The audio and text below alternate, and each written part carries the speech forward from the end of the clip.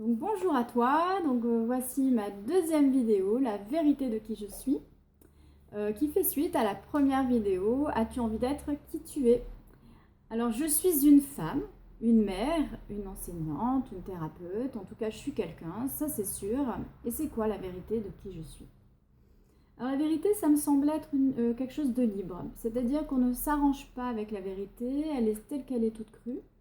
On ne peut évidemment pas la cuire pour la transformer un petit peu, même si elle ne nous plaît pas.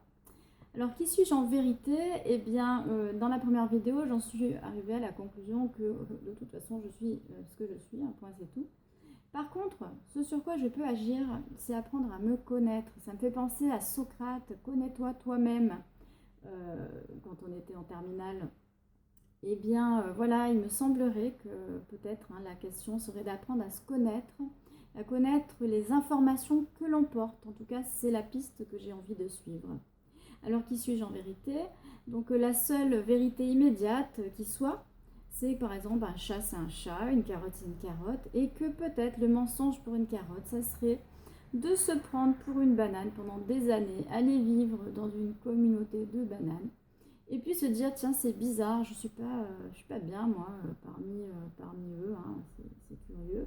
Et puis, je ne trouve pas mon compte avec cette population, je ne me sens pas toujours bien acceptée. Jusqu'au jour où cette carotte se rend compte qu'elle est orange, qu'elle convient mieux cuite en purée que crue en salade de fruits. Et là, tout peut s'éclairer. Et oui, elle n'était pas à sa place. Alors, est-ce que je me connais vraiment? Donc ça me fait penser évidemment à notre vie en société. Quelle est la vérité de qui je suis du coup dans cette société? On peut parfois croire que quelqu'un est une autre personne parce qu'elle cache par exemple qu'elle est orange pour se faire accepter au pays des bananes, alors qu'elle n'est pas du tout ce que l'on croit. Et pendant longtemps, moi j'ai voulu plaire au plus grand nombre en transformant mes comportements, cachant ce que je pensais complètement, voilà. Et un jour, un de mes professeurs, pendant un de ses cours, c'est Christian Flech, a dit, il a dit peut-être d'une autre manière, mais ce que j'en ai compris en tout cas, si tu es un abricot et que tu essayes de te faire passer pour une cerise, eh bien ceux qui aiment les abricots, n'iront pas te croquer parce que tu ressembles à une cerise. Et ceux qui aiment les cerises, eh bien, vont être très déçus quand ils vont te goûter. Ils vont peut-être même recracher le morceau parce que ils n'aiment pas forcément les abricots. Et du coup, tu ne plairas à aucun, ni à ceux qui aiment les cerises, ni à ceux qui aiment les abricots. Donc, par contre, si tu assumes pleinement que tu es un abricot, alors là, il y a de grandes chances que tu ne plaises pas à ceux qui n'aiment que les cerises, c'est clair. Mais par contre, tu peux plaire largement à ceux qui aiment les abricots. Et c'est une bonne nouvelle pour toi. C'est pourquoi il me semble important d'assumer qui tu es en vérité, de ne pas cacher tes origines, ni les informations qui te définissent. Alors, les êtres humains, eux, sont plein de choses.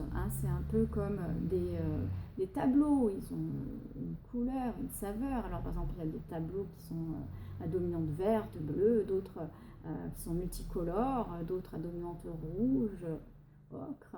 Eh bien, c'est un peu pareil pour les êtres humains. Alors, certains, bien sûr, chez les êtres humains, ça va se traduire autrement. Certains seront plutôt des êtres de liberté, la liberté plus importante que tout. D'autres, ça sera des êtres, des boules d'amour, littéralement. Et puis encore d'autres auront des corps sublimes, des grands sportifs qui seront des corps extraordinaires. D'autres, ce sera des nourriciers, ils seront peut-être des cuisiniers, des boulangers, et voilà, ils nourriront les êtres humains. Et chacun d'eux, en tout cas, de tous ces êtres, aura la nécessité de bien se connaître pour offrir à sa communauté le meilleur de qui il est, tous ses talents. Il permettra ainsi au plus grand nombre de jouir de tout ce que la nature lui a offert comme don, comme talent. Et oui, je pense que nous avons tous des qualités à offrir. Qu'il nous est facile de faire ce que l'on fait avec joie, plaisir, et qu'il y a des choses qu'on réussit mieux que quiconque. C'est comme ça. Voilà, alors offrir ce que l'on a à sa communauté, je pense que c'est le plus beau cadeau qu'on puisse se faire et que tu puisses faire aussi aux autres. Ça mérite bien sûr quelques essais pour apprendre à se connaître. Mais bon, au début, c'est j'aime faire ceci, je n'aime pas faire cela. Bon, c'est pas grave. Si je ne trouve pas du premier coup ce que j'aime faire, eh bien, je poursuis mes recherches. Il n'y a aucun souci. Qu'est-ce qui me plaît de faire finalement? Est-ce que moi j'aime courir, danser, jouer, étudier, peut-être créer, éduquer, décorer, m'étirer? Bon, il y a tellement de choses, tricoter, conseiller, voilà. Alors évidemment, je t'invite dès à présent à réfléchir à ce qui te plaît carrément, puis aussi à privilégier ce qui te plaît vraiment au lieu de faire ce qui ne te plaît pas. En effet, je pense, disons, que tu trouveras toujours quelqu'un qui fera ce que tu n'aimes pas faire à ta place. Et si vraiment personne n'a envie de faire ces choses-là, ce que tu ne veux pas faire, eh bien des robots prendront le relais.